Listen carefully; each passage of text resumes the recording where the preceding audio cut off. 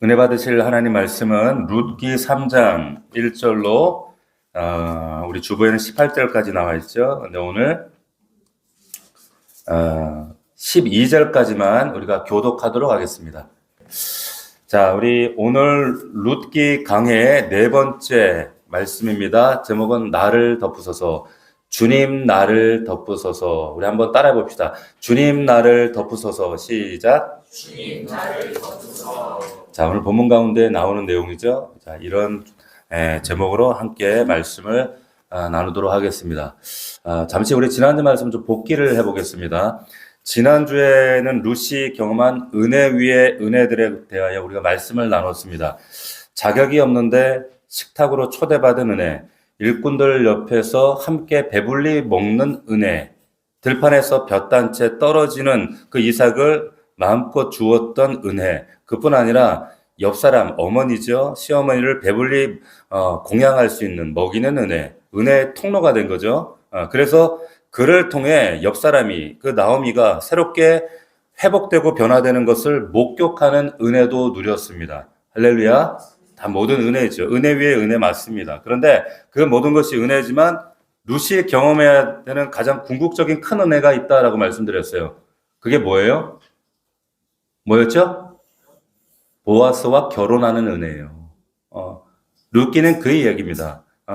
자, 매일매일 배부르면, 물론 전에 배고팠지만 이제 배부르게 되었다. 그게 무슨 의미가 있어요? 볕단에서 떨어진 이삭을 주면 뭐 하겠어요? 결국 보아스와 결혼하지 못하면 이건 그저 그냥 로맨스 이야기로 끝나는 겁니다. 여러분, 다시 말씀드리지만 지금 이 룻기는 어떤 실패한 인생의 한 여인이 정말 남자 잘 만나가지고 팔자 고쳤다 이런 로맨스 이야기가 아니에요. 우리 성도들의 구원의 과정과 여정을 담고 있는 굉장히 중요한 이야기입니다. 자, 그런데 결국에 이 보아스의 신부가 되기 때문에 안식할 수 있었다라고 하는 겁니다. 다시 말씀드리지만 인생 역정 스토리가 아니에요. 우리들이 걷는 은혜의 여정, 믿음의 여정이다. 자, 자격 없는 우리도 구원의 식탁으로 초대받았습니다. 매주 하나님의 우리 사람들과 옆에 계시는 여러분들 보세요. 이분들과 함께 은혜의 식탁을 나누면서 영적으로 양식을 배불리 먹고요. 우리가 사역을 하면서 섬기면서 헌신하면서 볕단을 줍는 은혜도 우리가 누립니다. 경험합니다. 그리고 옆 사람이, 내 옆에 사람이 변화되어지는 그런 모습들도, 과정들도 변화되는 그 모든 것들을 보는 은혜도 누리시기를 주의 이름으로 축원합니다. 할렐루야. 그러나 가장 큰 은혜가 있어요. 그게 뭐냐? 여러분 각자가 예수님의 거룩한 신부로 준비되는 겁니다. 할렐루야. 다른 게 아니에요. 우리가 이 자리에 있는 이유 다른 게 아닙니다. 그 은혜까지 나아가기를 주의 이름으로 축원합니다. 자, 우리 지난주까지 이 말씀 나눴어요. 그럼 오늘 본문에 들어가면 이제 3장 1절을 잘 보시면 이렇게 시작을 합니다. 룻의 시어머니 나오미가. 여러분 여기서 눈치가 빠르신 분들은 딱 아시겠지만 어떤 단어가 딱 최초로 쓰입니다. 어떤 단어가 시어머니라는 단어가 나와요. 시어머니. 무슨 말이냐? 그 전에는 그냥 나오미 이랬어요. 나오미가 그동안은 어땠냐면 1장과 2장에서 보세요. 굉장히 수동적인 그런 모습이었어요. 남편 죽고 두 아들 죽고 전 재산 다 잃고 신사한탄하고 그냥 며느리들한테 기댈 수밖에 없으니까 야, 이제 내가 기댈 곳은 고향밖에 없다. 니네들도 고향 돌아가라. 이렇게 신사한탄하면서. 근데 고향 베들레헴으로 돌아왔는데 나오미가 할 역할이 없어요. 늙어서. 자기를 봉양하는 그 며느리에게 자기 인생을 맡기는 것 외에는 역할이 없어요. 굉장히 나이 많은 무기력한 수동적인 그런 나오미였습니다. 그런데 갑자기 여러분 3장 오면은 활력이 넘쳐요. 굉장히 역동적입니다. 어떤 뭔가 수동적인 객체에서 어떤 능동적인 사람으로 변화되고 있더라는 거예요. 뭐라고 말하냐면 1절에서 보세요. 내 딸아, 내가 너를 위하여 안식할 곳을 구하여 너를 복되게 하여야 하지 않겠느냐. 쉽게 하면 너 결혼해야 되지 않겠느냐 그 얘기하는 거예요. 가정을 이루라 그 얘기를 하는 겁니다. 자, 나오미가 그동안은 영적인 그 멘토로서 시어머니니까 그런 멘토 역할을 해야 되는데 제대로 역할을 감당하지를 못했습니다. 여러분 왜 못했어요? 왜 못했다고 생각하세요? 영적인 침체에 빠져 있었기 때문이에요. 잘 보세요. 본인이 영적으로 지금 병들어 있는데 누구를 인도할 수가 있겠어요? 안 그렇습니까? 그런데 우리가 살펴봤지만 지난 시간부터 회복되기 시작했어요. 회복되어지는 그 상징이, 회복의 상징이 두 가지였습니다. 첫 번째는 뭐가 변했어요? 처음 들으시나요? 회복의 상징 첫 번째가 뭐예요? 입술이 변화되기 시작했어요. 입술이. 그래서 그의 입에서 복이라는 단어가 막 터져 나왔잖아요. 또 하나는 말씀이 생각나기 시작했잖아요. 말씀이 그 안에서 작동되기 시작했다는 거예요. 그럼 우리의 영적 상태가 밑바닥에 있을 때는요, 특징들이 말이 거칠어요. 세상에 젖어 있을 때는 말이 굉장히 험해요. 근데 은혜가 들어오면 언어부터가 달라지죠. 또 하나, 생각나지 않았던 하나님 말씀이 그 안에서 작동되기 시작합니다. 말씀이 막 나와요. 간증이 나와요. 자, 그러니까 3장부터는 이제 나오미가 영적인 멘토 역할을 감당하기 시작하는 거예요. 자, 여기서 우리가 기억해야 될 영적인 중요한 법칙이 있습니다. 뭐냐? 내가 살아야 내 옆에 있는 영혼들도 살립니다. 시작. 이거 굉장히 중요한 진리예요. 제가 자주 이런 얘기하죠. 당신이 살아야 당신 가족이 삽니다. 제가 가끔 이런 얘기를 드려요. 왜 그런가? 이건 정말 진리입니다. 진리예요. 여러분 비행기 다 타보셨죠? 저 타봤으면 다 타보신 거예요. 그죠? 비행기를 타면 우리는 주의 깊게 듣지 않지만 그 기내 방송으로 굉장히 중요한 영적 진리를 얘기해요. 뭐라고 해요? 산소 마스크가 내려면 어떻게 하래요? 어떻게? 노약자나 어린아이를 먼저 씌워주라. 그러죠? 아니요. 어떻게 하라 그래요? 네가 먼저 쓰세요. 나 먼저 쓰래요. 나 먼저 쓰래. 나 먼저. 왜? 내가 살아야 내 옆에 사람들 살릴 수 있으니까. 내가 살아야, 내가 숨 쉬어야 내 옆 사람도 숨쉬게 할 수 있는 거예요. 굉장히 중요한 거죠. 근데 오늘 자기도 죽어가면서 남 섬긴다고, 그리고 자기도 죽어가면서 자식 인도하겠다고 이런 분들이 있어요. 착각입니다. 내가 죽어갔는데 남을 어떻게 살리겠어요? 내가 먼저 살아야 돼요. 내가 먼저 사시는 은혜가 있기를 주의 이름으로 축원합니다. 자, 그래서 2절에 루세 시몬이 나오미가 그에게 이르되 내 딸아 내가 너를 위하여 안식할 곳을 구하여 너를 복되게 하여 하지 않겠느냐. 여러분 여기에 내 딸아 대신에 여기다가 여러분이 가장 사랑하는 사람의 이름을 대입해 보시는 거예요. 넣어 보시는 거예요. 그리고 보아스 대신에 예수 그리스도의 이름을 넣어서 한번 읽어보세요. 제가 다시 말씀드리지만 이건 그냥 로맨스 얘기가 아니라 보아스, 예수 그리스도 기업 물을 자에 대한 하나의 예표적 사건을 담아두고 있는 거예요. 그러니까 지금 이 2절 말씀을 가지고 내가 함께 3장 2절에 내 딸아 내가 우리 자녀들 이름을 부르면서 너를 위하여 안식할 곳을 구하여 우리 누구를 아무개를 복되게 하지 않겠느냐. 내가 함께하던 하냐들은 예수 그리스도는 우리의 친족이느냐 보라. 오늘 밤에 태남에 우리를 까불리라. 자 보세요. 내가 반드시 내가 사랑하는 아들, 내가 사랑하는 딸, 내가 사랑하는 남편, 아내 이들을 예수 그리스도 주님 만나게 해야지. 구원받게 해야지. 인도해야지. 여러분 그런 꿈 있으셨어요? 여러분 우리 부모님들 여기 계시잖아요. 그죠? 우리 부모님들 잘 들어보세요. 반드시 내 아들, 딸을 내 사랑하는 남편을, 내 아내를 정말 진짜 구원받게 해야지. 근데 대부분 부모님들에게 다른 꿈들이 더 많았어. 무슨 꿈? 판검사 만들어야지, 부자 만들어야지, 좋은 대학 가게 해야지. 근데 물론 그런 것들이 부모로서 우리가 나쁜 마음은 아니지만, 근데 여러분 그거보다 먼저 꾸셔야 될 꿈이 있는데 뭐냐? 내 아들, 내 딸, 내 남편이 주님 만나는 거예요. 할렐루야. 그럼 잘 들으셔야 됩니다. 저는 기도 때마다 제가 금요일마다 그리고 매일 기도 때마다 하는 기도가 있어요. 그게 뭔지 아시나요? 제가 가끔 언급해요. 저는 지금까지 단 한 번도 하나님 우리 아이들 좋은 대학 가게 해주세요. 하나님이 아세요. 저는 한 번도 그런 기도 해본 적이 없어요. 그런 기도가 나오지 않아요. 한 번도 우리 아이들 성공하게 해주세요. 돈 많이 벌게 해주세요. 이런 기도 안 해봐서 나오지를 않더라고. 제가 기도하는 건 한 가지입니다. 한 가지. 하나님, 우리 남매 예수님 만나게 해주세요. 예수님 잘 믿게 해주세요. 정말 주님을 인격적으로 만나게 해주시고 세상에서 주님 만나듯 주님 같은 보아스 같은 좋은 만남의 축복 주십시오. 이 기도만 합니다. 할렐루야. 보세요. 이런 꿈이 부모들에게 있으셔야 돼요. 사도 바울도 그런 꿈이 있었어요. 고린도후서 11장 2절을 보면 화면 한번 보시겠어요?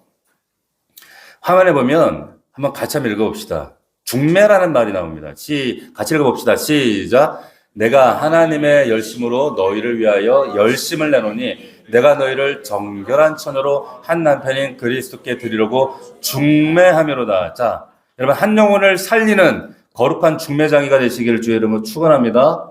할렐루야. 부모의 사명이 그거예요. 아시겠어요?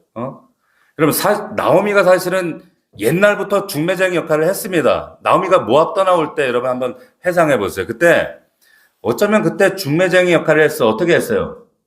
그때는 자기를 따라 나온 이 두 며느리 그 오르바와 그 룻에게 뭐라고 했는지 기억나세요? 어떻게 했어요? 너희 어머니 집으로 돌아가라. 너희 모압 땅, 고향 땅 돌아가라. 너네 모압 땅 돌아가. 왜 돌아가야 되느냐? 거기 가서 새 남편 만나라는 거예요. 재혼하라는 거예요. 너 거기서 새 남자 만나서 위로받고 살아. 팔자 고쳐. 그때도 나오미는 중매쟁이 역할을 했어요. 맞아요? 자, 직접 누구를 소개시키는 건 아니지만 그렇게 했어요. 근데 누구랑 연결하는 거예요? 모압 남자랑 연결하는 거예요. 잘 보세요. 이게 그 당시에는 나오미가 영적 상태가 안 좋았을 때는 그게 인간적인 최선이라고 생각했어요. 보세요. 모압 남자 만나, 돈 있는 남자 만나. 그래서 편하게 너 팔자 고쳐. 이거 뭐 잘못된 거 아니잖아요. 그런데 보세요. 믿는 그 모압 남자 만나서 너 돈 많은 남자 만나서 편하게 살아. 응? 기억해야 될 것은 뭐냐면 여러분 나오미가 이때도 며느리들을 끔찍하게 사랑해서 한 말이라는 거예요. 사랑했지 당연히. 그러니까 이런 얘기 하죠. 그런데 어떤 의미에서 나오미는 그때 잘못된 중매를 섰던 거예요. 아시겠어요? 안 믿는 모압 남자 만나라고 다시 가라 그러면 어떻게 되는데 그 영혼이? 영원한 안식이 없어요. 진짜 안식이 없어요. 이방신 섬기는 거예요. 근데 오늘 보세요. 말씀에 나오미가 영적으로 회복되고 나서 진짜 제대로 된 중매 서는 겁니다. 영적인 의미가 있는 거예요. 너 보아스 만나야 된다. 너 진짜 안식을 줄 기업 물을 자 만나야 된다라고 하는 겁니다. 자, 우리에게 한번 적용해 봅시다. 그럼 어쩌면 여러분들도 부모된 우리들도 우리가 은혜 받기 전에 영적 상태가 바닥이었을 때 자녀들에게 잘못된 중매를 섰을지 몰라요. 이렇게 말하는 거죠. 야, 뭐니 해도 머니가 최고야. 너 세상에서 무시한다려면 너 열심히 돈 벌어야 돼. 응? 여러분, 자식을 돈하고 중매시키는 거예요. 돈하고 결혼시키는 거예요. 그 머릿속에 예수 없이 예수보다 돈이 크다고 말해주는 거예요. 깨달아지세요? 너 잘 들어. 너 무조건 좋은 대학 가야 돼. 너 스카이 가야 돼. 너 무시한당하려면 적어도 인서울은 해야 돼. 야, 믿는 건 나중에 잘 되고 믿어도 돼. 예? 여러분 자신도 모르게 여러분 자식을 대학하고 중매하는 거예요. 결혼시키는 거예요. 예? 야, 고3이 뭔 교회야. 공부 열심히 학원 가야지. 좋은 대학 가고 나중에 믿어도 돼. 예. 자, 부모들이 자기 자신이 영적 상태가 바닥인 상황에서 자식들 잘못 중매하고 있는 겁니다. 여러분 잘 들으세요.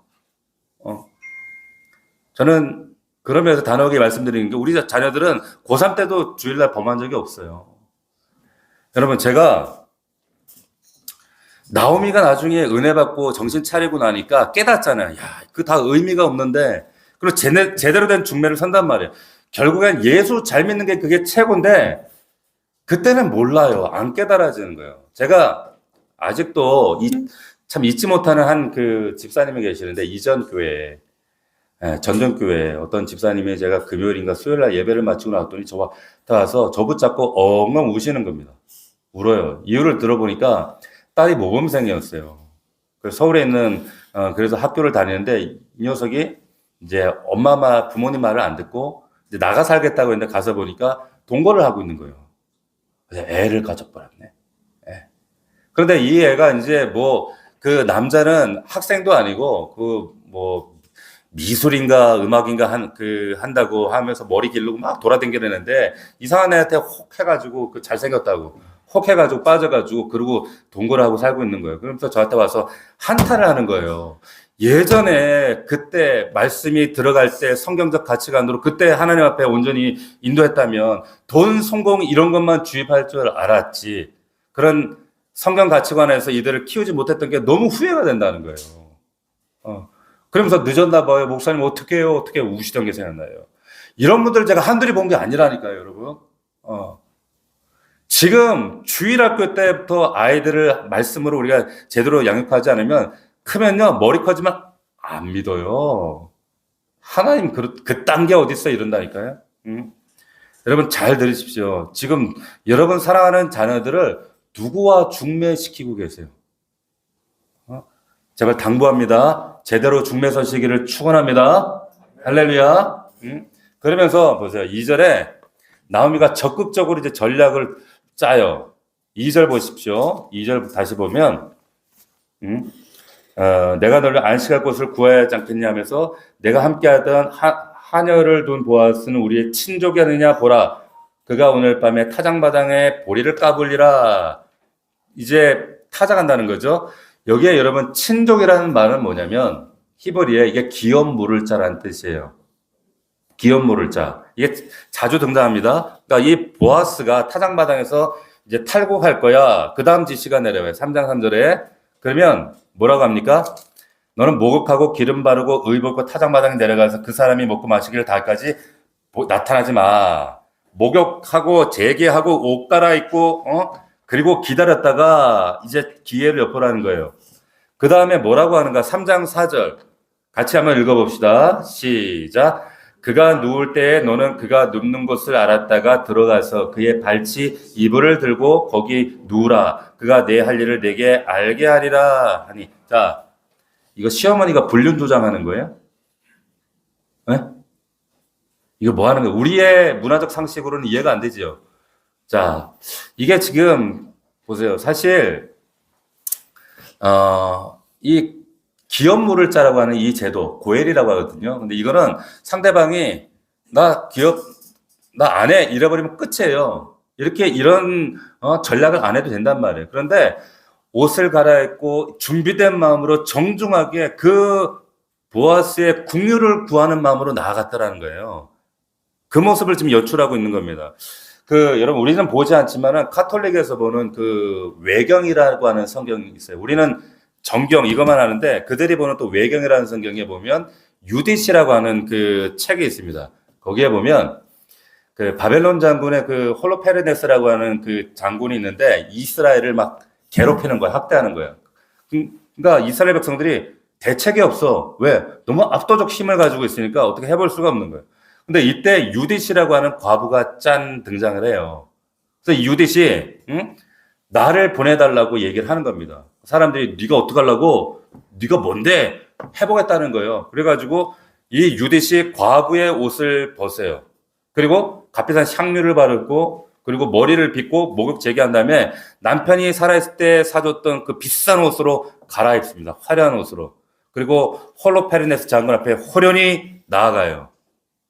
자, 그리고 이제 나갔더니 이 유디스를 본 홀로페르네스 바빌론 장군은 어떻게 돼요? 하늘에 뿅 가버린 거예요. 너무 이뻐. 그래가지고 이제 술 대접을 합니다. 술을 먹여 취해갑니다. 그래서 그 장군이 술에 취해서 잠에 골아 떨어지자마자 유디시 어떻게 하는가? 목을 잘라버려요. 이게 외경이라는 곳에 나오는데 이 외경의 이 장면을 굉장히 유명한 카라바조라고 하는 화가가 그렸어요. 옛날에도 한번 보여드린 게 있어요. 이 그림이에요.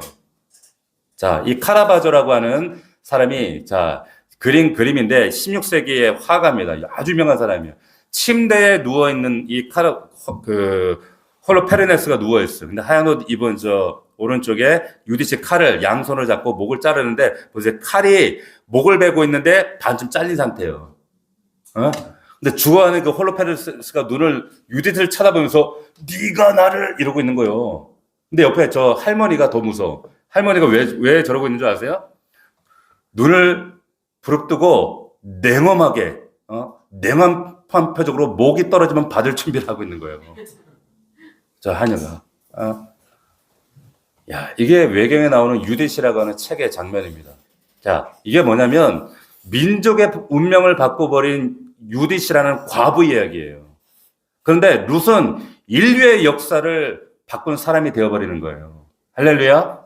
보세요. 이 혈통을 통해서 메시아 예수 그리스도가 나신단 말이에요. 과부였던 룻도 옷을 갈아입고 새 옷을 입고 목욕 재개하고 나아가는 것처럼 지금 똑같은 장면이에요. 지금 그런 각오와 마음으로 나가는 겁니다. 자, 시어머니가 계속 지시해요. 뭐라고 지시를 합니까? 그의 발치 이불을 들고 거기에 누우래. 영어 성경이 뭐라고 그랬냐면 then go and uncover his feet. uncover, 커버된 발을 들춰내라 이렇게 돼 있어요.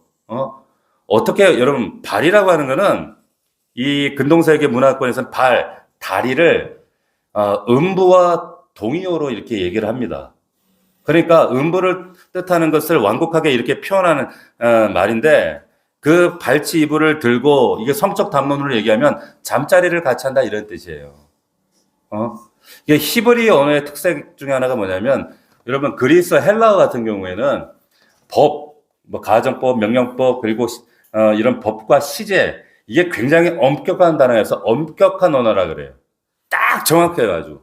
근데 히브리어는 중의적인 의미가 있어요. 이게 이 말 같기도 하고 저 말 같기도 하고 그래서 히브리 언어의 특징을 흔들리는 언어다 이렇게 얘기를 합니다. 그러니까 의미를 확정하지 않고 여러 뉘앙스를 남겨두는 거죠. 이런 특징이 있는 거예요. 어쨌든 이런 시어머니 명령을 들었어. 근데 이런 그 명령을 그 며느리 입장에서 들으면 며느리 룻이 어떨까요? 마음이. 어떻겠어요?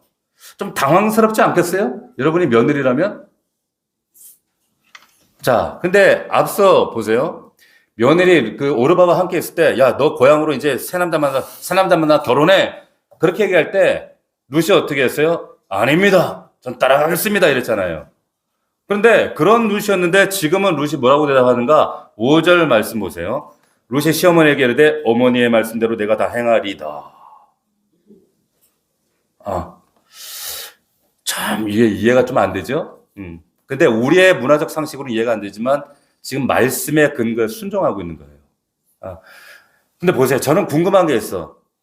남편 잃고 두 아들 잃고 지금 모든 전재산 다 탕진하고 상실해서 오죽하면 나오미가 날 나오미라 부르지 말고 나 마라라고 불러. 이렇게 낙심하며 수동적으로 살던 나오미가 어떻게 하루아침에 이렇게 적극적인 사람으로 변화된 거예요? 이게 오늘 핵심이에요. 어떻게 이렇게 달라졌어요? 어떻게 이렇게 달라질 수가 있습니까? 여러분, 첫 번째 우리가 붙들어야 될 핵심은 이겁니다. 하나님 꿈을 꾸라는 거예요. 할렐루야. 하나님 꿈을 꾸면 이렇게 달라져요. 무슨 말이냐? 여러분, 나오미가 이 수동적 그런 인생에서 능동적 적극적인 인생이 될 수 있었던 것은 뭐냐면 하나님의 꿈, 하나님 약속, 하나님의 말씀 붙잡았기 때문이에요. 이게 확신이다는 거예요. 자, 다시 말하면 구약 말씀에 대한 확신, 꿈이 있었기 때문입니다.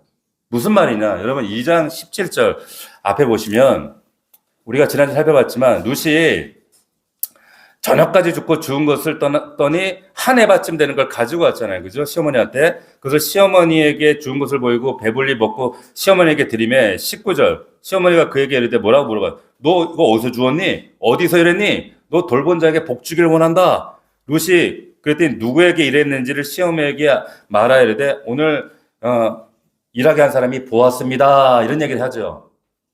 그랬더니 20절 뭐라고 합니까? 같이 한번 읽어봅시다. 시작. 나오미가 자기 며느리에게 이르되 그가 여호와로부터 복받기를 원하노라. 그가 살아있는 자와 죽은 자에게 은혜 베풀기를 그치지 아니하노라 하고 나오미가 또 그에게 이르되 그 사람은 우리와 가까우니 우리 기업을 물을 자 중에 하나이니라. 이렇게 얘기하는 거예요. 자, 잘 보세요. 여기에 중요한 용어가 나와요. 룻기 하면 이 단어를 여러분 딱 생각해야 돼요. 뭐냐? 기업 물을 자 중에 하나다. 이 말이에요. 여기에 기업 물을 자라고 하는 이 개념이 뭐냐? 이것은 여기에 룻기, 구약을 관통하는, 아니 성경 전체를 관통하는 아주 중요한 개념입니다. 이 기업 물을 자가 히브리어로 한번 따라합시다. 고엘. 고엘이에요. 고엘. 고엘이 뭐냐? 직역하면 누군가를 대신해서 돈 갚아주는 거예요. 값을 대신 지불해주는 걸 고엘이라고 합니다. 이게 어디 나오는가? 레위기에 나와요. 레위기 25장 화면 봅시다. 이렇게 나와요. 자, 이스라엘 사람들에게서 토지라고 하는 것은 우리나라처럼 개인 소유가 아니에요. 이건 하나님 겁니다. 그래서 이렇게 나와 있어요. 토지를 영구히 파지 말 것은 토지는 다 내 것이다. 하나님 거라는 거예요. 만일 네 형제가 가난해서 그의 기업 중에서 얼마를 팔았으면 그에게 가까운 기업물을 짜. 이게 친족이에요. 기업물을 짜. 고엘이 와서 그의 형제가 판 것을 물을 것이다. 이렇게 얘기를 하고 있는 겁니다. 무슨 말이냐? 고엘을 정리하면 이런 거예요. 친족 중에 어떤 동포가 너무 가난해가지고 자기가 가지고 있던 땅을 팔아버렸어. 팔아버린 거예요. 그러면 가까운 친족 중에 하나가 와서 그 땅을 다시 사가지고 그 가난한 사람, 원주인에게 소유권을 돌려주는 그 행위를 고엘이라고 하는 거예요. 고엘. 이해가 되시나요? 자, 친족 중에 한 사람이 너무 가난해가 나 차라리 이렇게 살 바에 그냥 남의 집 머슴이라도 할래? 종이 됐어. 스스로 종이 된 거예요. 그럼 친척 중에 한 사람이 그 종의 주인에게 찾아가서 돈 값을 지르주고 그 종을 이제 다시 자유하게 해주는 게 이게 고엘이에요.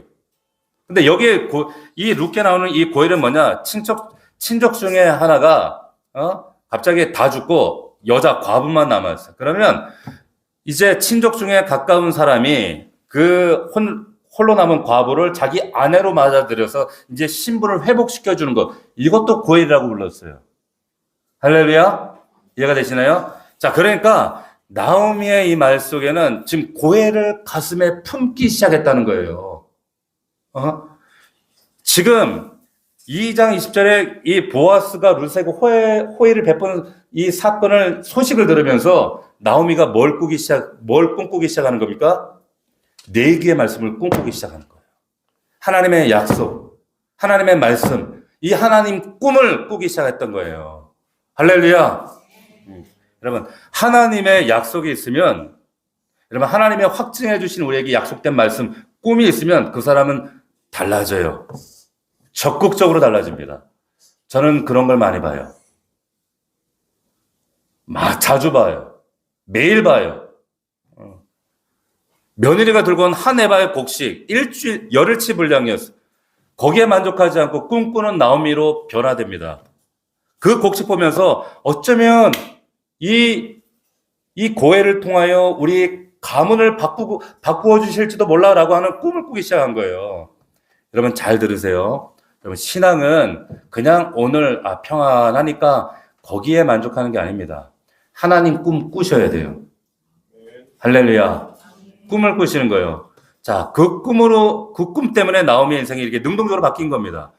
1장에서 보세요. 환영하는 베들레헴 사람들이 막 환영하니까 나 나오미라고 부르지 마. 나 내 인생 써. 더 이상 완전히 절망하던 그런 인생의 나오미였는데 하나님의 꿈이 그 인생 가운데 들어가니까 얼마나 능동적 적극적인 인생으로 바뀌어져요. 사람이 달라진다니까. 이렇게 달라지는 게 복음이에요. 이 말씀을 통해 새롭게 능동적으로 변화되어지는 우리 저와 여러분들 되기를 주의 이름으로 축원합니다. 여러분 자 룻기 흐름을 다시 한번 정리해 봅시다. 자 1장에서 빈털터리 10년 만에 고향 땅 베들레헴 돌아갔는데 말 그대로 실패한 인생의 표본이었어. 생계가 막막한 거 아니에요?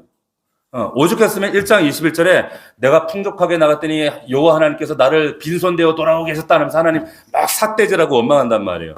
그런 룻이 나오미였는데 이후로 하나님이 룻과 나오미를 하나님 은혜 가운데 한 걸음 한 걸음 인도하셔서 어디까지 은혜를 임하게 하셨어요. 우리 지난주에 나눴잖아요. 은혜 위에 은혜로.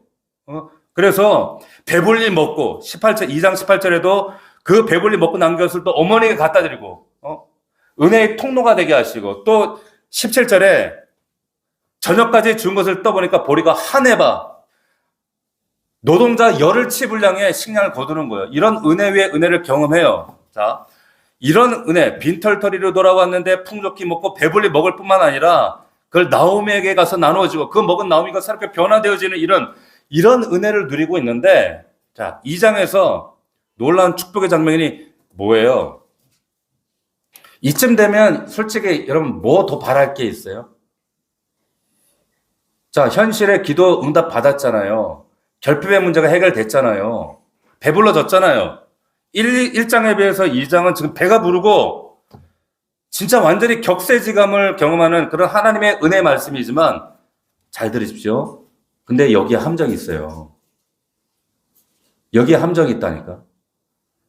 그게 룻과 나오미에게 여러분 이제 배부르게 된 것이 이것이 육적으로는 만족이 될지 모르지만 영적으로는 이것이 위기 상황이다 그 말이에요. 이게 무슨 말인가?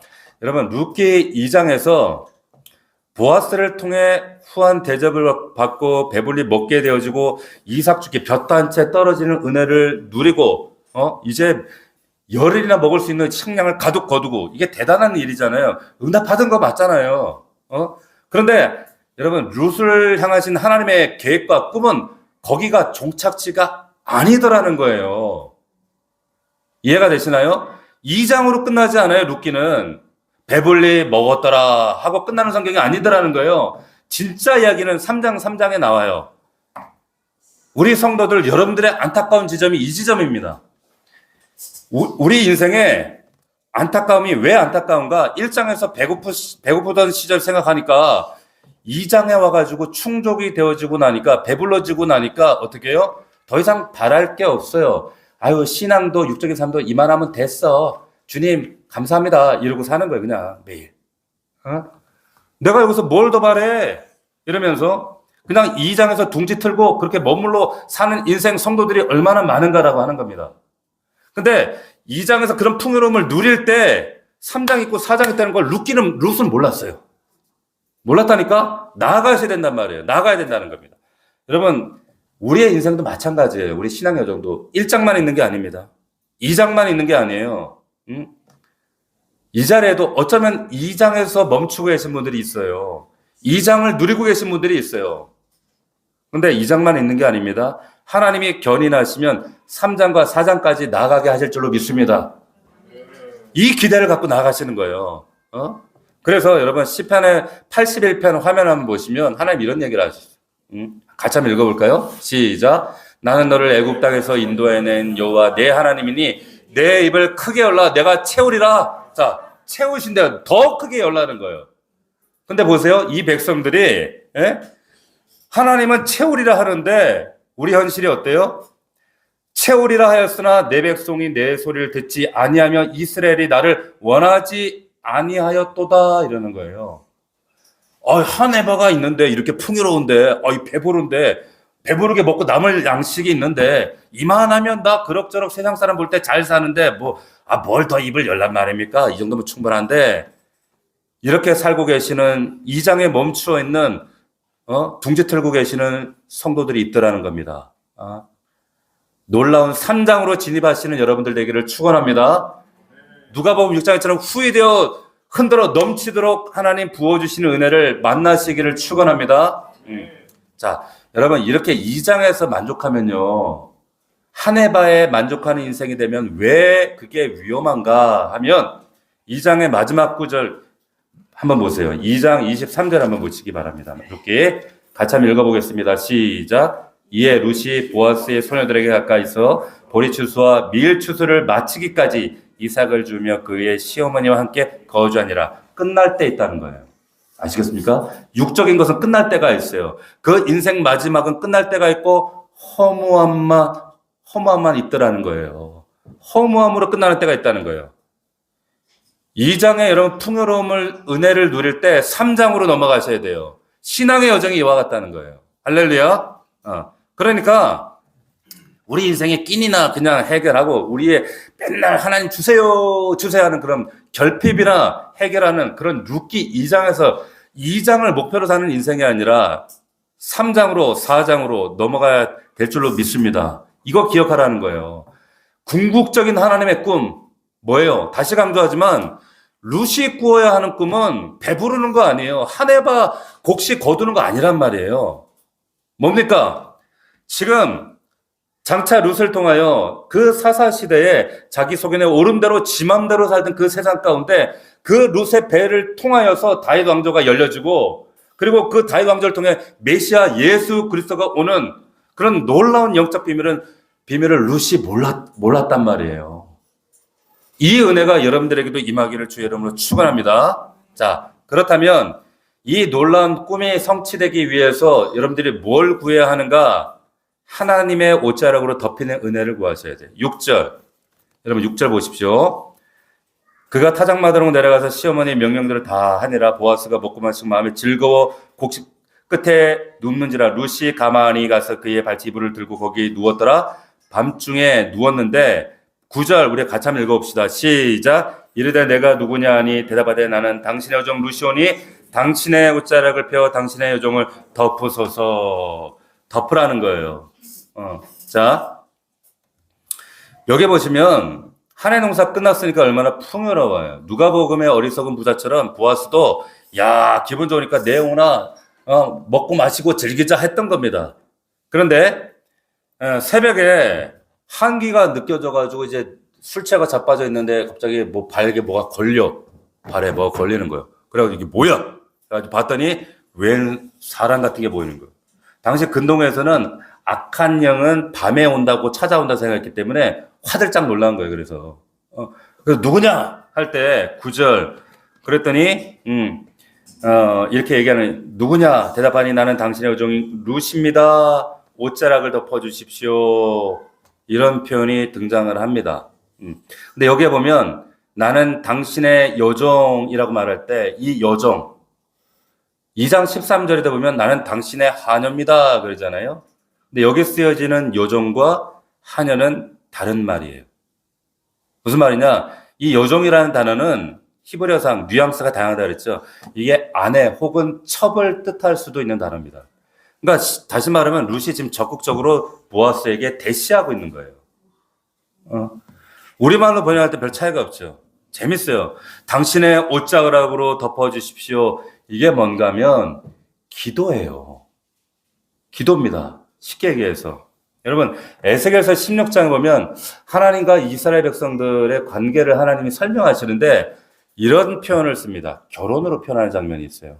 한번 말씀 보겠습니다.